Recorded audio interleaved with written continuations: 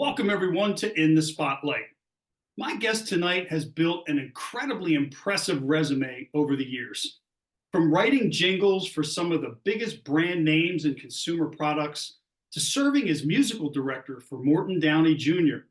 And for the last 34 years, rocking around the world with the Ides of March, he's as versatile as anyone in the music business, Scott May. Scott, welcome to the show and welcome to the Spotlight. Thank you for having me. I'm damn glad to be here. Well, I'm damn glad to have you, Scott. I'm looking forward to a great conversation and touching on some of those highlights that I mentioned, as well as a solo project that I'm interested in talking with you about. But before we do that, was wondering if we could maybe jump in a little bit of a time machine and take a trip back before you even had any entries on that impressive resume of yours. Talk to me about when and where it was that your musical journey began. 1961. You know, I used to watch the Lawrence Welk show with my grandfather and my parents. And I would see Jerry Burke, the organist, sitting at his Hammond B3 and playing the organ. And I always loved the way it sounded and the way it looked. And there was a lot of little levers you could play with. And when I was a kid, I would take a couple of pillows and stack them up on the side of the couch, and I'd sit there on the two pillows. And my mother goes, "What the heck are you doing?" I said, "I'm playing the organ, like Gary Burke on TV." And so one day she says, "Would you like to go maybe take organ lessons?" I said, "Sure." And so we went to the local organ studios. There used to be organ studios everywhere, and the Suburban Organ Studios in Berwyn, Illinois, and Dorothy Banyard, the last of the great lady nightclub organists in Chicago, and she took me on as a student. And I loved it from right from the beginning. My parents never had to force me to practice. Wow. And I love playing and I love music. And my teacher was very unorthodox.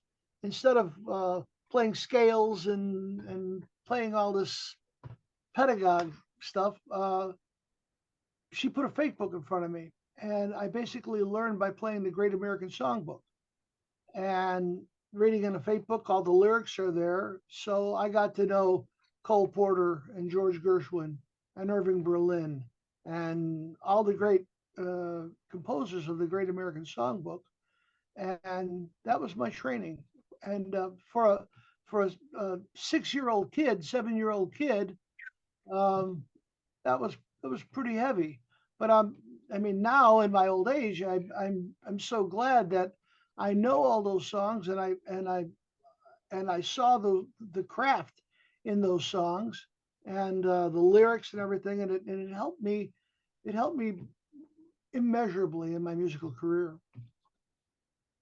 One thing that's clear, Scott, and I mentioned this in the intro about just your resume, all the various things that you've been involved with. Now, in terms of the instruments, did you ever, especially when you were younger, think about taking on or learning any other instruments, or was it pretty much just the organ, you were just in love with that? I played organ until I got into high school. I didn't listen to rock and roll until I was a freshman in high school. When I was a kid, I had a beatnik uncle. My uncle was a beatnik, and he turned me on to jazz early, and Crazy Comedy and Mad Magazine. And I used to go to school and talk about it, and the teachers were like, "What are you listening to that garbage for? What do you read that garbage for?"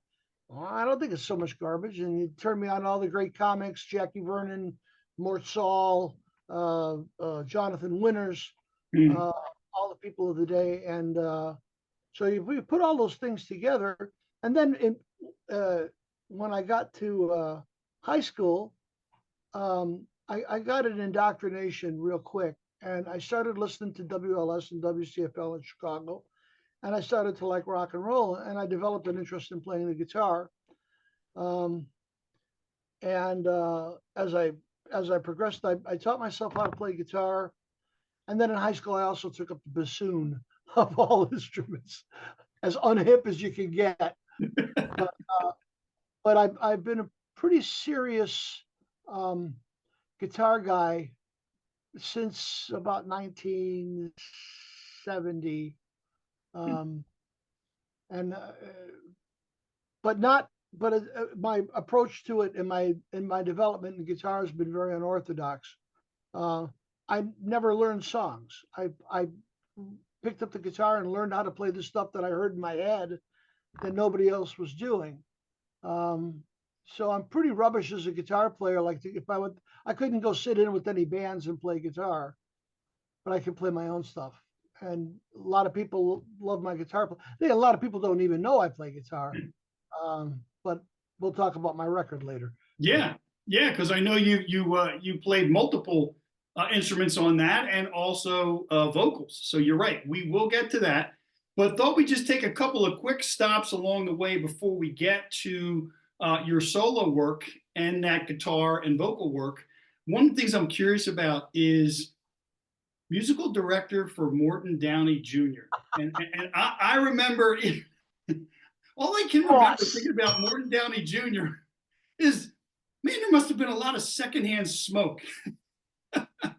Well, he couldn't smoke in the studio. That was I I parallel to my musical career. I have had a long history in the comedy business, and I worked with. I was musical director for Judy Tenuta.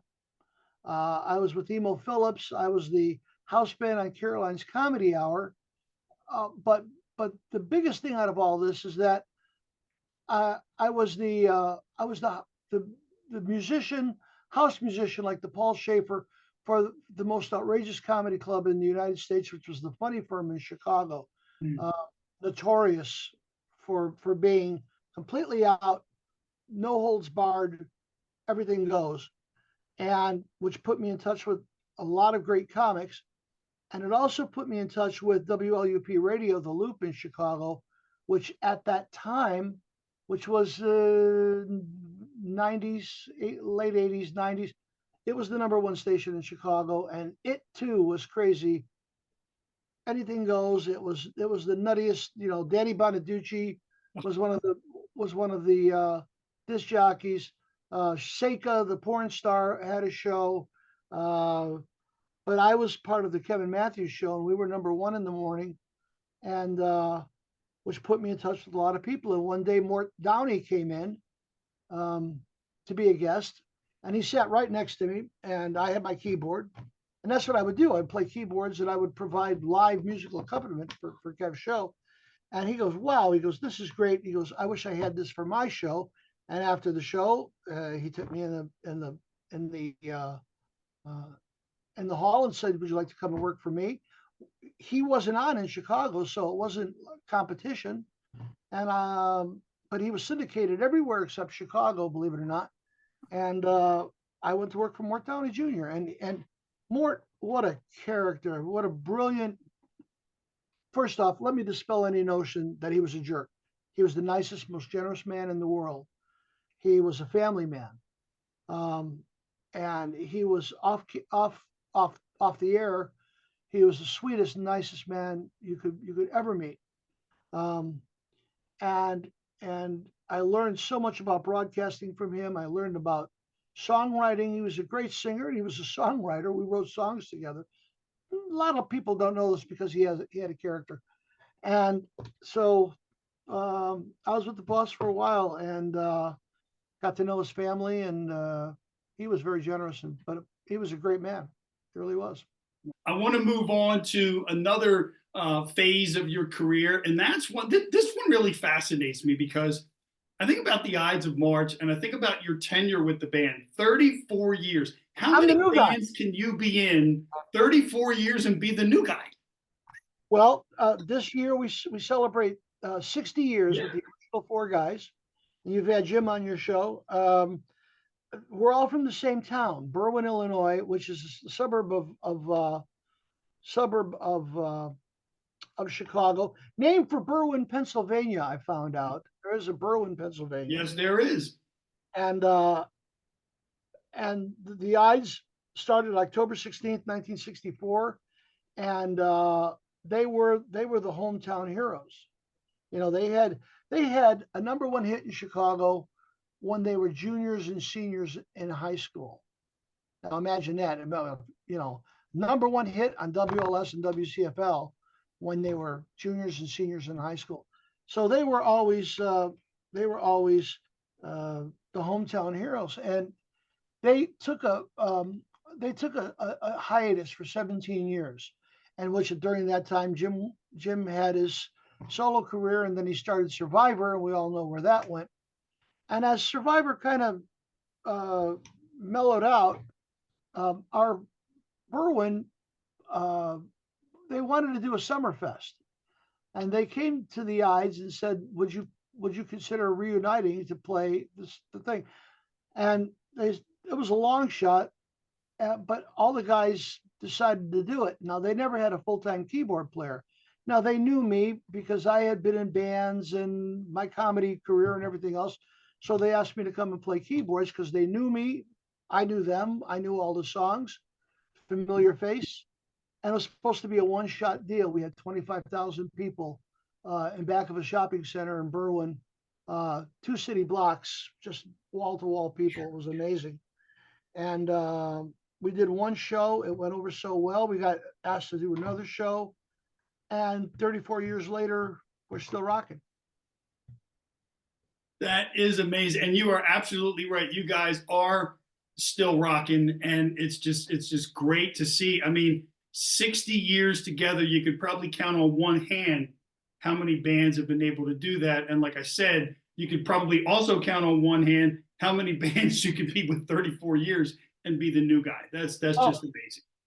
the great Dick Biondi, who passed away about a year ago, the great disc jockey Dick Biondi, who was one of our most ardent fans, he did some research and found out that we are um, the longest running rock band with all the original members. There's other bands that have been together for 50, 55, 60 Mhm. years, but not with the original members, not with the original guys. And so we have the four, Jim Peterick, Larry Millis, Bob Berglund, and Mike Borch, the original four guys. We've had a number of people in our horn section over the years. There have been 2 keyboard players. There was a fellow before me in the 70s by the name of Dave Ariano, fantastic keyboard player. But when the band got back together, Dave lived in Texas, and um, they asked me, God bless that. Um, but they asked me to be the keyboard player, and so after 34 years, I'm in with the writing with Jim, and I'm in with all the vocals, and so I have the next most tenure of anybody in the band. Well, there you go. And now I'd like to just focus, and if we could, pivot to from the band to you and talk about your latest solo. Yeah, we're going to do it slowly. We're going to pivot slowly, but jump right in to that solo project. Yeah, there we go. Let's Yes. Yeah, so, actually go ahead. no, I was going to say I'm really interested to talk with you about it because Scott, from what I've seen and what I've heard, you're playing a lot of different things. You're singing on like just how did this all come together? Oh, I mean, I've been playing and singing and writing for a long time, and I'm a late bloomer. I've always been a late bloomer, and this is actually my second record. My first record came out about 10 years ago, called Outside the Inside, and it got some great. Um, it didn't sell anything, I mean, it didn't get the coverage. Um, I'm like Sherlock Holmes. The work is its own reward. I made the record, and I go, okay, I made it. I did it. Wait a minute, I got to promote it. What's wrong? But I say the great Bill Champlin, who was the lead singer of Chicago Sons of Champlin. I'll never forget. One Sunday morning, my phone rang, and hey Scott, it's Champlin. He goes, is this you singing on this record? I go, yeah. He goes, it's great. I'm in my car with the top down, and I didn't know you could sing. And to get a call like that, uh, you know, Wow. that's a platinum record to me. Yeah. What would you say, Scott, with the latest? Because your latest one is Isle of You, right? Is the name of the album? I love you. Yes. You get it? Yeah. A lot of people got to look at it a couple. The way it's spelled, Isleofview. They go, what does that mean? I go, say it out loud. Yeah, I love exactly. You you. got to say it. I love you. Oh, I love you. It's about an island. Say it again and listen to what you're saying. Yeah. And I would say also that it's pretty cool, baby, which is one of the songs. I, you know, again, I don't.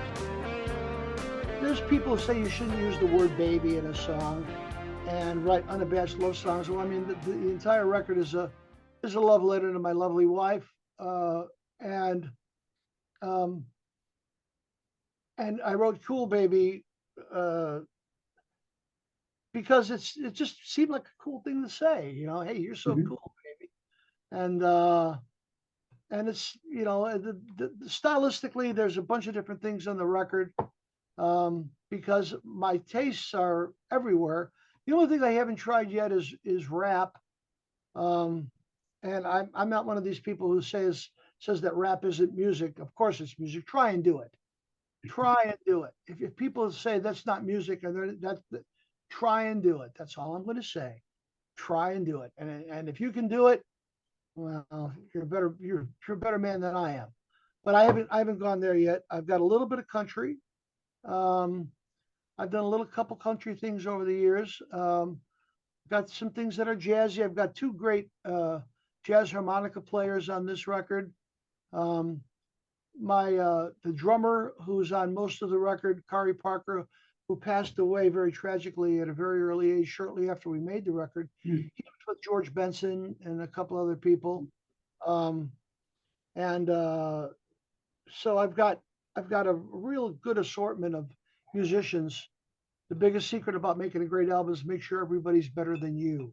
Yes. Yeah. And Scott, I've heard that from quite a few people. And when I think about the level of talent, the people that have said that, the talent that they have, that is just phenomenal. When you can be that, who you are and what you can do, and then be surrounded by people that are at the top of Yeah. their game is incredible. And I do want to say one thing, because there's another song on the album that I really, really enjoyed. And I have to say, lyrically, really impressed me, was A Better Man.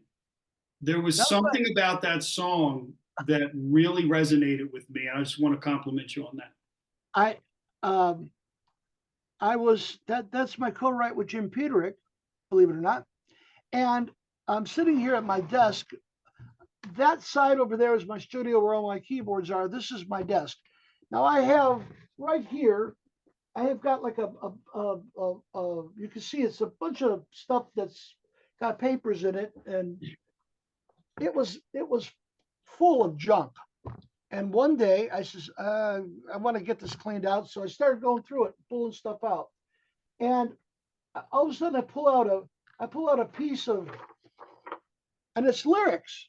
I didn't have a clue. And it's in my handwriting, and I'm going, what the heck's it doing in here? And it was a lyric. And I looked at the lyric, I go, wow, this is really good. I was really inspired when I wrote this.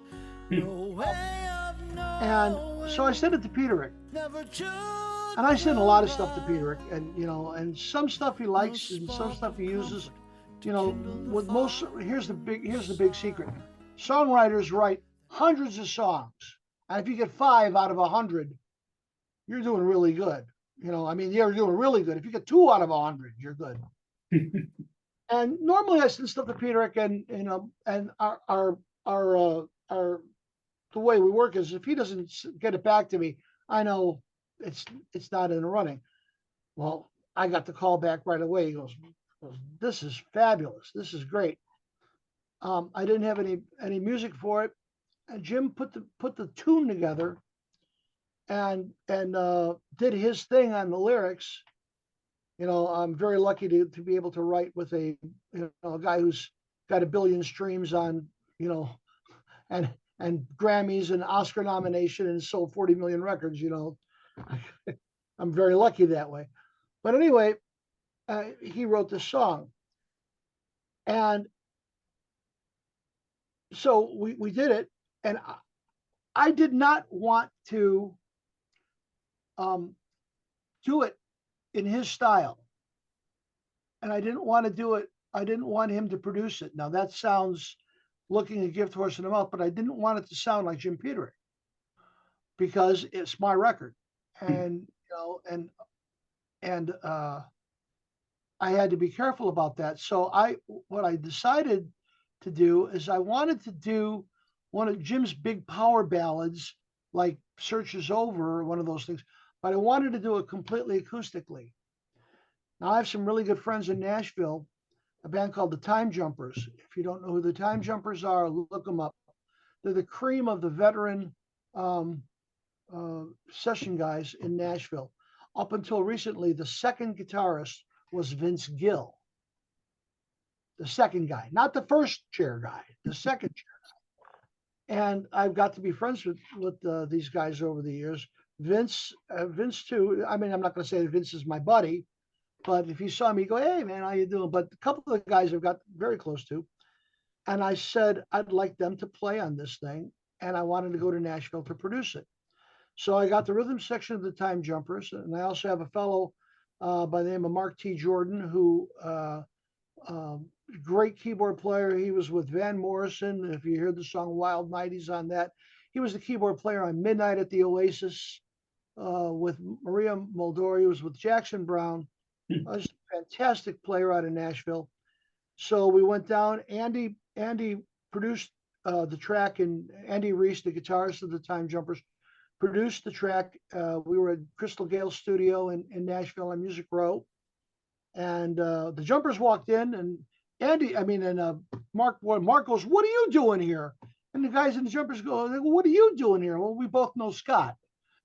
So I had this superstar bunch of guys, and they did this track. Peterick was very understanding when I said, "I don't want it to sound like you, Jim. I want it to sound like me." And he was very gracious, and he goes, "But I want to produce the vocal." He goes, "You bring it home, and I want to produce your vocal." So I brought the track back to Jim's studio, and he produced the vocal. And I wanted orchestration, so I picked up my phone and called another friend of mine, Robbie Robinson, who is that's not the guy from the band. Robbie Robinson has been the musical director for Frankie Valli for 40 years. And if you see Frankie, and sometimes he does orchestra shows. Robbie wrote all the charts and conducts the orchestra. I asked Robbie to orchestrate the song for me, and he did it. And so I've got this incredible, just a mountain of talent on this very great song. And Peter kicked my butt in the vocal. And I did probably the best vocal I've ever done in my life because everybody loves that song. And there's the story. Probably I talked too long. I'm sorry, I babbled. No, it's really, it's amazing how it all came together, and I'm happy to hear it, Scott, because like I said, it just jumped out at me and really resonated on every level. There just was a feel to it that, yeah, just really stuck with me. So I've got one last question for you. This great album that we've just been talking about, a couple of the cuts from it, and how everything came together. How and where can people get it? Well, they can go to my website, scottmaymusic.com, and they can buy tracks, or they can buy the record. I'm also on Amazon. I'm on the streaming services, Apple Music, Spotify, all those things. So I'm everywhere, But scottmaymusic.com has got the lyrics, and it's got information about me, my bios, and some pictures, and a lot of great pictures from my entire career. And but Scott May Music, SCOTTMAYMUSIC.com, and I invite everybody to come there and let me share what I do. Yeah, and folks, for everyone watching, I'd encourage you to go and check it out. There's some great tunes on this album, and you've now heard some of the stories behind them. Scott, I really appreciate you taking the time to join me here in the spotlight. As I said in the very beginning, your career is just as versatile and as impressive as anyone I've ever met and had the opportunity to speak with. And I wish you nothing but the best with this album and everything else you're involved with moving forward. And I thank you for joining me. Excuse me, what did you say? Somebody was talking to John McEwen. The difference is I said a lot more right there than what I said to John. So I don't know that I can successfully repeat it all, but I appreciate that. The bottom line is I wish you all the best. There it is right there, folks. That's it right there. I put a little expletive on there that doesn't belong there. Wait a minute. Oh. This is one because the inside is a little messed up. This is my desk copy. So Okay. you can filter that out if you want. Yeah. That's a spoof of the Great Magritte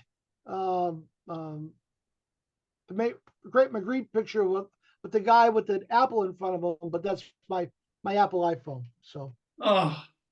I hope I don't get censored. I hope I didn't mess the whole thing up. No, not at all, Scott.